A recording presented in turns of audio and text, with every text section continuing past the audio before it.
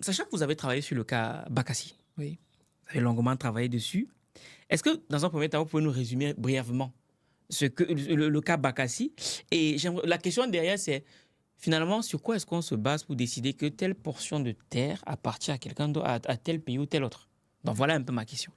Alors déjà, avant de parler du cas Bakassi, je souhaite préciser que c'était l'objet de ma thèse, d'accord? Parce que j'ai fait une thèse sur les différents frontaliers devant la Cour internationale de justice, qui est l'organe judiciaire suprême. Mais j'en profite pour rendre hommage à toute une équipe dont mon père a fait partie. Je reviens toujours à mon père parce que l'histoire, on l'oublie, est de la ruse du diable. Parce que mon père était dans les premiers agents dans cette affaire, avec les ministres Douala Moutomé, avec le professeur Bipounhoum et avec d'autres. Et cette affaire n'a pu être possible que parce que nous avions ces jurisconsuls, mais pas seulement, il y avait des géographes, il y avait le général Semengue, etc. On a eu une deuxième équipe après, au fil des temps, qui est venue avec le professeur... dont je ne citerai pas le nom, parce qu'à chaque fois que j'ai cité son nom, ça m'a valu beaucoup de problèmes. Je pense que je vois avec qui vous voulez parler. Voilà, ça m'a valu beaucoup de problèmes, d'accord? Donc, je ne vais pas citer son nom, on va le laisser respirer un peu, qui sont venus sur le dossier. Mais en fait, le Cameroun n'a pu attraire le Nigeria, il faut le dire, devant la Cour internationale de justice que parce qu'il y a eu ce qu'on appelle une utilisation astucieuse de la clause facultative de juridiction obligatoire. Je vais vous expliquer, qui a été inspiré par celui dont je porte encore le nom. C'est un article 36, paragraphe 2 du statut de la CIJ, qui en gros dit que ne peuvent être attraits devant la Cour que les États qui ont accepté la juridiction de la Cour.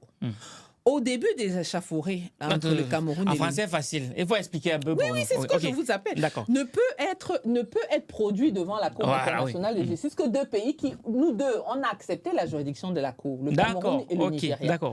Or, quand les inimitiés commencent entre le Cameroun et le Nigeria dans les années 90, le Cameroun n'est pas parti au statut.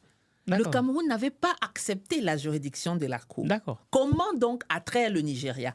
En sachant qu'à l'époque, le Nigeria et l'Éthiopie étaient les deux seuls pays africains, dont deux pays pionniers, qui en 1965 ont accepté la juridiction de la Cour, ou plutôt de sa devancière.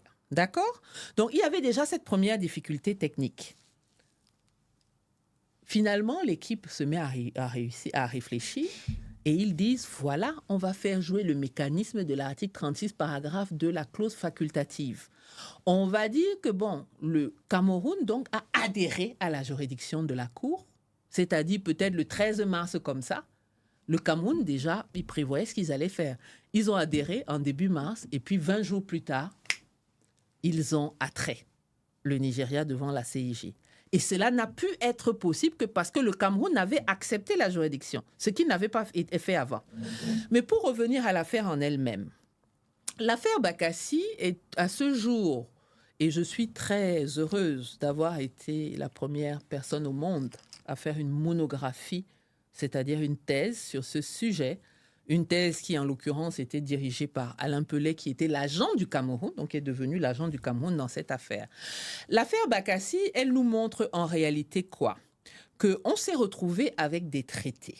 Il y avait un traité anglo-allemand, en fait, qui distribuait la paternité sur certains territoires. Je ne vais pas vous refaire l'histoire. Vous savez qu'en 1884, on a eu le traité de Berlin où, en fait, on s'est partagé l'Afrique comme ça au cordeau. Bon, là, il y avait un traité anglo-allemand de 1913 et la question, c'était est-ce qu'on peut transmettre? Est-ce que ceux qui ont hérité du Cameroun, qui est passé par un protectorat, qui est passé par l'Allemagne en 1916, avec la France et l'Angleterre, est-ce qu'on peut transmettre quelque chose qu'on ne possède pas? Première question. Il y a eu ce traité anglo-allemand de 1913. Il y avait une déclaration de Marois de 1975 qui avait été signée par le président Ahidjo et le président, son homologue nigérian, dans les années 70, là, nigérian. Donc, il y avait un ensemble de traités. D'accord? Donc, qu'est-ce que la Cour a fait? La Cour est allée revisiter l'ensemble des accords coloniaux et post-coloniaux. Et elle a attribué donc la souveraineté sur Bakassi sur la base de ces traités. Mais pourquoi? Parce que vous savez que les pays africains au sortir des indépendances, quand ils ont créé l'OUA, qu'est-ce qu'ils ont fait? Ils ont dit, bon, on n'a pas choisi nos frontières. Elles ont été tracées au cordeau. Oui. Mais on ne va pas faire tabula rasa. On va faire ce qu'on appelle uti possidetis itea possidedatis, le principe de l'uti possidetis juris, c'est-à-dire l'intangibilité des frontières héritées de la colonisation. D'accord. Ça veut dire qu'on va conserver ces frontières, pas, même okay. si elles nous désavantagent, ouais. parce qu'on a séparé les femmes du Gabon, les femmes, pour éviter les différends, on va le garder. Donc, la Cour, elle reprend ce principe qui a été le principe qui a été pris par les États eux-mêmes, c'est-à-dire le Cameroun et le Nigeria.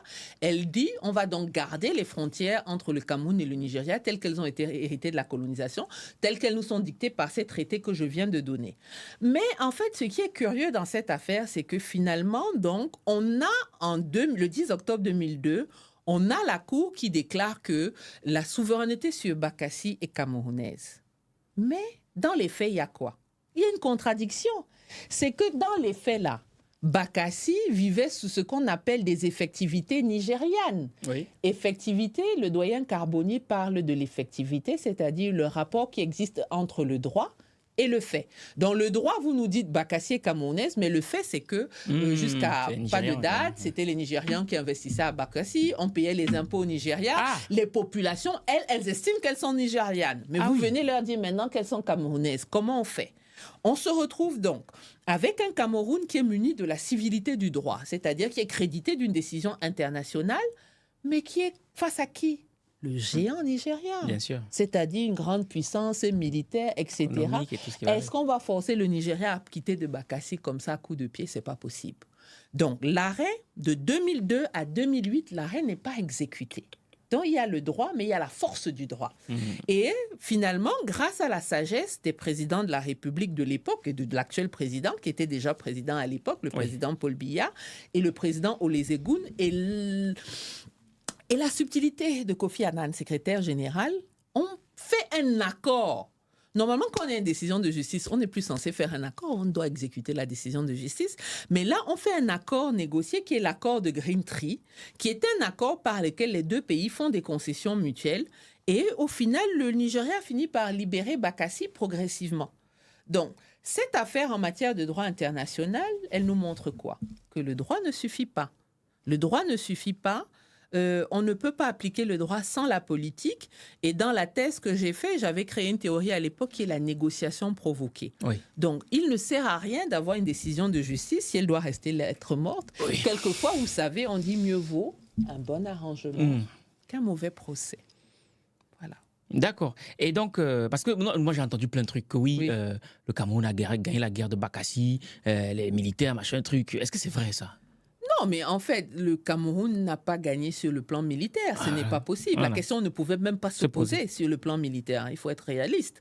Le Cameroun a gagné sur le plan judiciaire, juridique, et maintenant diplomatique. Il a fait des concessions.